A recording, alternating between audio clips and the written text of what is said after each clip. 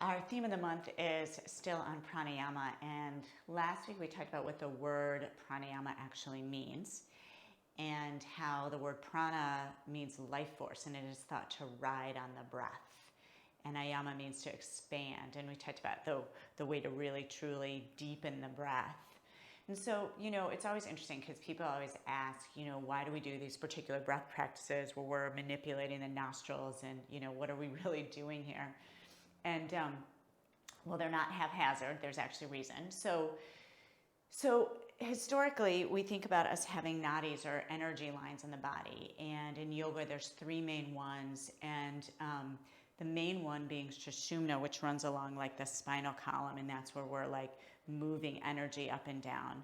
But the other two, Ida and Pingala, they originate at each nostril. So it's like you can picture it like a catechist.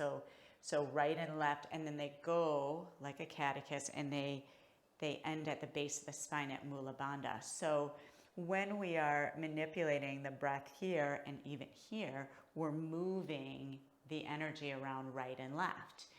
And so when we think about right and left, it's energetic effects of just like yin and yang, male, female, ha, tha, sun, moon, hot, cold, we could go on and on.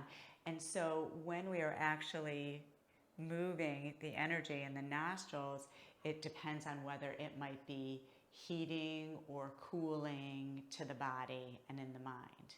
And then, there's a couple others so like inhaling through the tongue, that's a cooling type of breath. And I always think about dogs that, are panting. It's the same kind of idea, really. But when we're doing this with right and left, when we inhale through the right, it's heating.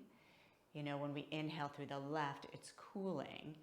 And sometimes we are exhaling more through the left to release excess heat. So it depends on what we want to do. And that's why we can either be truly balanced, or we may find ourselves a little unbalanced if you start to pay attention to the energy flow or the breath flow in your nostrils throughout the day.